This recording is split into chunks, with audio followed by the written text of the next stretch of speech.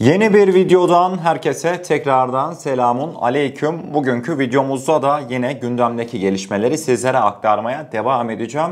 Kıymetli dostlar, bugünkü haberlerimize geçmeden önce öğle saatlerindeydi. Bileceğiniz üzere benim evim Konya 3. Anacık üstüne oldukça yakın. Bir gürültü koptu. Allah Allah dedim, hayırdır inşallah. Balkona çıktığımda ise bir duman gördüm ve malumunuz, zaten haberiniz olmuştur. Milli Savunma Bakanlığı da açıklamayı yaptı. Ne yazık ki Türk yıldızlarına ait F-5 uçağı nedeni bilinmeyen bir sebepten ötürü düşmüştü. Pilotumuz şükür ki kendisine atmış kurtulmuştu uçaktan, fakat ne yazık ki 3. Anajet bölgesinde görevli bir personelimiz, zemin çalışması yapan bir personelimiz iş makinasında şehit olmuştu. Mekanı cennet olsun. Videomuza geçmeden önce gerçekten de özellikle de yüreğimiz sürekli ağzımıza geliyor. Allah'ım bizleri bu tür beter haberlerden, kötü haberlerden esirgesin. İnşallah Türk yıldızlarının da F-5 uçaklarında ne çektiğini az buçuk biliyorum. Yerli ve milli üretimimiz olan Hürjetlerimiz Allah'ın izniyle yakın bir zaman içerisinde F-5 uçaklarının yerini alacak. Türk yıldızları inşallah bundan sonraki dönemde arıza çıkartan F-5 uçakları değil de Hürjet'in kokpitine oturacaklar. İnşallah o günler yakındır. Rabbim tüm kahramanlarımızı, ordu mensuplarımızı, güvenlik güçlerimizi korusun diyorum ve bugünkü ilk konu başlığımızda hep birlikte Milli Savunma Bakanlığı'ndan gelen Eurofighter ve F-35'e ilişkin açıklamalara uzanacağız. Eurofighter ve F-35 muhabbetinde neler dönüyor hep birlikte öğrenelim. Milli Savunma Bakanlığı kaynaklarından Türkiye'nin F-35'e geri dönüp dönmeyeceğine ilişkin soruya yanıt verildi. Yanıtta Kaan vurgusu yapılırken İngiltere'den talep edilen Eurofighter uçakları ile ilgili de son durum paylaşıldı. Bakanlık kaynakları Türkiye'nin F-35'e geri dönüp dönmeyeceğine dair sorular üzerine şunları söyledi. Şu an için F-35 konusunda her iki ülkenin tutumunda bir değişiklik bulunmamaktadır. Sayın Bakanımızın da ifade ettiği gibi F-35 konusunda ödediğimiz parayı geri alabileceğimizi düşünüyoruz. Bu konuda da görüşmeler devam etmektedir. Bizim bu aşamada Kaan'a odaklanmamız lazım denildi. Bakanlık kaynakları İngiltere'den talep edilen Eurofighter uçaklarındaki son duruma ilişkin soru üzerine ise Eurofighter teminine yönelik girişimlerimiz devam etmektedir. Bu konuda Birleşik Krallık yetkilileri ile Alman yetkililer görüşmeleri sürdürmektedir. Bizim beklentimiz müttefiklerimizin ittifakın ruhuna ve ortak güvenlik perspektifine uygun kararlar almasıdır. Biz olumlu sonuç alınacağına inanmaktayız diye açıklamalarını sonlandırmıştı Milli Savunma Bakanlığı kaynakları. Devamında tabii akıllara da şu geldi, Almanya, yemişim Almanya'sını, biz Kaan'ımıza bakalım. Zaten Milli Savunma Bakanlığı yetkilileri de merak etmeyin bu kafa içerisinde. Sürekli her böyle Eurofighter Almanya'nın ikna süreci falan sorulduğunda Milli Savunma Bakanlığı'na zaten cümlenin sonuna görmüş olacağınız üzere milli muharip uçağımız Kaan'a odaklanmamız gerek diye bir açıklama da yapıyor. Şu an hangi vaziyette Türkiye biliyor musunuz? Evet, Almanya Eurofighter'ı bize versen iyi olur. Biz talibiz ama ve lakin vermiyor musun? Hiç sıkıntı yok. Bizim zaten milli muharip uçağımız Kaan var. Belki yıllar sonra Almanlar bizim kapımızı çalacak. Hacı bana bir milli muharip uçak sarar mısın? Bana gönderir misin milli muharip uçak Kaan diye. O zaman da biz bugünleri illaki hatırlayacağız. Kıymetli dostlar, Almanlara böyle bir muhtaç olduğumuz gibi bir durum falan bulunmamakta. Hemen devamında bu konuya dair Almanlar tabi sessizliğini koruyor ama yeri geldiğinde de sıkıştıklarında cevap da vermek zorunda kalıyorlar. Mesela Almanya'nın Ankara Büyükelçisi NTV'nin sorularını yanıtladı. Türkiye'ye Eurofighter verecek misiniz, vermeyecek misiniz diye açık bir soru yöneltti Türk gazeteci. Daha sonrasında ise Alman Büyükelçi aynen şu cevabı verdi. Almanya'nın Ankara Büyükelçisi Jürgen Schulz Türkiye'ye Eurofighter tedariğine ilişkin yapmış olduğu son açıklamasında federal hükümet bu konuda son derece titiz davranarak çok ayrıntılı ve titiz bir inceleme yaptıktan sonra bir karara varıyor. Bununla birlikte iki ülke arasında gerçekleşen üst düzey temaslarda bu konuda gündeme geldiğini ve gelmekte olduğunu bu noktada vurgulayabilirim diye bir açıklama yapmıştı. Bizi oyalama sürecine girmişler. Her zaman dediğim bir şey var Rabbim bunların eline diline düşürmesin. Gerçekten de öyle. Şimdi ben bu açıklamaları gördüm ya. Bir tane totemim var demiştim ya, ne zaman ki F-35, Eurofighter, dış uçak talebimizin olduğu bir haber olsa hemen anında Temel Kotil müjdelerin adamına gideceğiz diye. Gel Temel Müdürüm gel. Yine ondan güzel bir açıklama var. Temel Kotil Almanya'ya da verdi veriştirdi. Yani Temel Kotil gerçekten de gurur kaynağımız. Çok güzel açıklamalar yaptı Milli Muharip Uçağımız Kaan projesine ilişkin. Son açıklamaları oldukça dikkat çekiciydi. İsterseniz müjdelerin adamının o müjde dolu açıklamaları bir karşımıza gelsin. Yüzüm gülüyor yemin ediyorum haberini aktarırken sizlere bu adamın ya. Haberimiz şu an sizlerle. Müjdelerin adamı TUSAŞ Genel Müdürü Temel Kotil ağabeyimiz son yapmış olduğu açıklamasında dedi ki Kaan'dan sonra bize özgüven geldi. 7.000 mühendis var, 6.000 teknisyen var. 15.000 kişiyiz şu an ama bu daha da büyüyecek. Türkiye genç, nüfus, teknoloji ve yapay zeka ile Almanya, Fransa, İngiltere ve Japonya gibi genç nüfus problemi olan ülkeleri teknolojik olarak çok rahat geçebilir. Çok büyük konuştuğumun farkındayım fakat bunu bilerek söylüyorum çünkü Kaan'da bunu yaşadık. Kaan'ı %100 dijital olarak geliştirdik. Belki de bu sınıfta Kaan dijital olarak yapılan tek uçaktır diye o mükemmel açıklamalarını sonlandırmıştı müjdelerin adama. Vallahi böyle adamlar bu memleketin başına 40 yılda 50 yılda bir gelir. Onu belirteyim yani. Temel Kotil'in o motivasyon dolu konuşmaları, o coşku dolu konuşmaları olmasaydı emin olun ki milletimizin de bu kadar Kaan'ı sahiplenmesi olmazdı yani. Şu an Milli Muharip Uçak Kaan diyoruz. Herkesin içi böyle kıpır kıpır oluyor değil mi? İşte bunun en büyük etkeni evet Milli Muharip Uçak havalandı. Herkes artık somut gözle görülür bir şeyleri gördü ama yani bir yandan da Temel Kotil'in o sürekli umut var açıklamaları ve altı boş değil bu açıklamaların. Evet adam gerçekten de çok umut var konuşuyor. İlk başlarda bazıları Temel Kotil'e dedi ki ya geç hocam dedi ya işte şunu yapacağız bunu edeceğiz. Hani dedi elde ne var dedi. Ama ve lakin gördüler ki 21 Şubat'ta özellikle Şampiyonlar Ligi'ne girmiş olduğumuz tarihte he dedi bazıları evet dedi Temel Müdür dedi boş konuşmuyormuş. Bu adamın boş konuşmadığını biz 2 senedir 3 senedir zaten ben yayına başladı YouTube'da dile getiriyorum.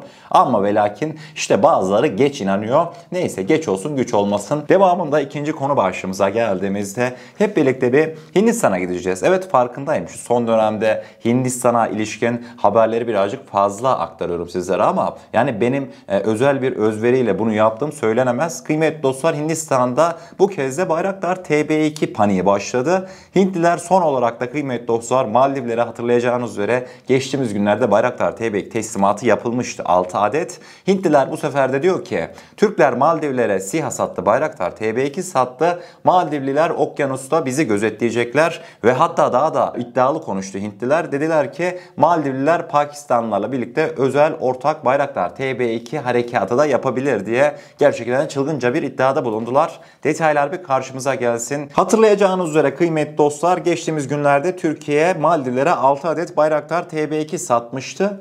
Hindistan merkezli Euroasian Times'ta yer alan haberde ise bu satın alımın Maldivler tarihinde bir ilk olduğu belirtildi ve Kasım 2023'te göreve başladıktan kısa bir süre sonra Maldivler Cumhurbaşkanı Muhammed Moise'nin Türkiye'ye geldiğini ve burada birçok askeri tesisat incelediğini ve TB2'ler konusunda anlaşma yaptığı aktarıldı. Hint basınına açıklamalarda bulunan Hintli Tümgeneral Mandeep Singh, Bayraktar TB2 insan hava araçlarının Maldivlere konuşlandırılmasının Hindistan'ın güvenliği açısından bir tehdit olduğunu belirtti ve Maldivler ateşle oynuyor deyip ekledi. Maldivler ve Türkiye arasındaki anlaşmanın değeri 37 milyon dolar, parça başına 5 milyon dolara denk geliyor. Bu SİHA'lar 9 milyon kilometrelik bir alanda devreye gezerek güvenliğimiz için sorun oluşturacak diye açıklamalarını sonlandırmıştı Tümgeneral. Bayraktar TB2 dünyaya yine gündem olmaya devam ediyor. Bizim için normale döndü artık. Kimler haberini yapmadı ki? İngiltere Savunma Bakanlarından tutun Fransızlar yani kimler herkese rol model olmaya devam etti Bayraktar TB2. Hazır Bayraktar TB2 demişken kıymetli dostlar bugünkü 3. konu başlığımıza geldiğimizde sosyal medya haberlerimize gelmiş oluyoruz. Fakat bugünkü sosyal medya haberlerimize ilk olarak mesela bir Ukrayna'ya gitmek isteyeceğim. Ukraynalılar özellikle dün gerçekten de bayağı bir organize oldular. Gerek insan hava araçları gerekse de sahadaki piyade birlikleriyle birlikte Rus kuvvetlerine karşı bayağı çetin mücadele verdiler. Ruslardan kayıpların olduğu da belirtilmekteydi. Fakat dün bir video paylaşıldı. Videoyu ilk görenler dedi ki ulan dedi bu Bayraktar TB2 mi yoksa bizim yakışıklı geri mi döndü diye kafasında bazı soru işaretleri uyandı. İsterseniz detaylar bir karşımıza gelsin. Ukrayna'da dün ortaya çıkan insansız hava aracı Bayraktar TB2 miydi? Hep birlikte öğrenelim. Görmüş olacağınız üzere şu anki videomuzda bir tane insansız hava aracı böyle uzaktan yavaş yavaş süzüle saldırı yapacağı bölgeye doğru gitmekte. Şimdi uzaktan ilk gördünüz tabi Bayraktar TB2 değil mi? Bu Kaan dediğiniz kıymetli dostlar. Evet gerçekten de Bayraktar TB2'ye çok benziyordu ama Ukrayna'nın elinde Bayraktar TB2'nin tasarımıyla bizzat aynı olan kendi yapmış oldukları kamikaze bir tane insansız hava aracı var. Yani hiçbir hiçbir şekilde Bayraktar TB2 kamikaze dalış yapmaz. Çünkü görüntülerde görmüş olacağınız üzere Rusların petrol rafinerisine bu görmüş olduğunuz insan savarıcı kamikaze dalış gerçekleştirmekteydi. Yani Bayraktar TB2 kamikaze dalış niye gerçekleştirsin? Gider mamlesini atar, geri döner üstüne. Yani zaten ekonomik olarak da böyle bir şey imkansızdır. Ama şunu merak etmeyin, Bayraktar TB2'ler Ukrayna'da aktif bir şekilde kullanılmaya devam ediyor. Hazır Ukrayna dedim mi? Ukrayna savaş sahasında hani mücadele iyice çetinleşti artık. Özellikle de Ukrayna'da makamlar tarafından. Ukrayna ordusu agresif askeri alım politikasını genişletiyor. Muhabir bir soru yöneltiyor mesela Ukrayna Silahlı Kuvvetleri Genelkurmay Başkanı'na. Soru neydi? Dedi ki muhabir, hangi engel grubundaki kişiler orada görev alabilir? Bedensel engelden bahsetmekteydi. Ukrayna Silahlı Kuvvetleri Genelkurmay Başkanı Anatoly Bargilevich dedi ki kendisi, eğer bir kişi kendisine bir el bombası bağlayabiliyor ve bir sipere atlayabiliyorsa o zaman o kişi uygun demektir askere diye açıklamalarını sonlandırmıştı. Yani şu an Ukrayna'daki seferberliği az buçuk tahmin etmişsinizdir bu açıklamalardan hemen sonra. Bileceğiniz üzere özellikle şu son bir haftadır Milli İstihbarat Teşkilatı, Savunma Bakanlığımız ve Dışişleri Bakanlığımız sürekli böyle iletişim halinde. Bunun sebebi ise Irak'ta planlanan bir operasyon var. Tahmin edeceğiniz üzere zaten Yaşar Güler de Irak'ı artık temizlemenin vakti geldi demişti geçtiğimiz günlerde. Kıymetli dostlar, sizler için çok özel bir bilgiye ulaştım. İddialara göre Amerika Birleşik Devletleri Türkiye'ye Irak'a operasyon yapmaması için bazı tekliflerde bulunmuş. O teklifler ise aynen şu şekildeydi. İlk olarak Suriye sınır hattından 10 kilometre boyunca güneye doğru silahlı terörist PKK'lı YPG işte kalmayacakmış. Yerine polis gücü isimli hafif silahlı teröristler olacakmış. ABD bunu sunmuş bizlere. ABD bizden böyle bir istekte bulunmuşsa o isteği alan Dışişleri Bakanlığı yetkilisi yemin ediyorum o kağıdı şöyle ya yırttı ya da yırtmadan direkt burkup çöpe attı. Baskette atmıştır, merak etmeyin. Şunu demek istiyorum. Türkiye özellikle artık kafaya koydu. Irak'a girilecek. Mesela bugün kim ekibi ben size bir sayayım, artık gerisini siz düşünün. Milli Savunma Bakanlığımız Yaşar Güler var. Devamında Milli İstihbarat Teşkilatı Başkanımız Sayın İbrahim Kalın da var. Son olarak da Yıldızlar geçidi artık Dışişleri Bakanımız Hakan Fidan. Neredelerdi? Irak'talardı. Irak'ta görüşme gerçekleştirdi bu 3 kritik isim. Yani şimdi sizlere sormak istiyorum, bu kritik 3 önemli isim sizce Irak'ta ne görüşmesi gerçekleştirmiş olabilir? Yani bu soruya ben cevap vermeyeyim. Siz cevap verin. Yani tahmin edeceğiniz üzere artık eli kulağında kıymetli dostlar. Yaz aylarında harekat beklenmekte, onu da belirtmek istiyorum. Yani yeter artık o bölgede, özellikle de kritik üst bölgelerimize işte sisten, pustan, kardan faydalanıp ne yazık ki saldırılar yapmaktaydı YPG PKK'lı unsurlar. Görünen o ki artık Türk Silahlı Kuvvetleri bu saldırılara da dur diyecek ve görmüş olacağınız üzere harekat hazırlıklar tam gaz devam ediyor. Rabbim ordumuzu her daim muzaffer eylesin. Allah'ım aslanlarımızın ayağına taş dahi değdirmesin diyorum ve bugünkü bana ayrılan sürenin de sonuna gelmiş oluyoruz. Eğer kanalımıza ilk defa gelmekteyseniz kanalımıza abone olarak bizlere destek olabilirsiniz. Videomuza gerçekten beğenmişseniz aşağıda bulunan beğen butonuna basarsanız bizleri oldukça mutlu edersiniz. O zaman ne diyelim? Hayırlı Ramazanlar. Kendinize çok iyi bakın. Allah'a emanet olun. Her şey istediğiniz gibi olsun. Sağlıcakla.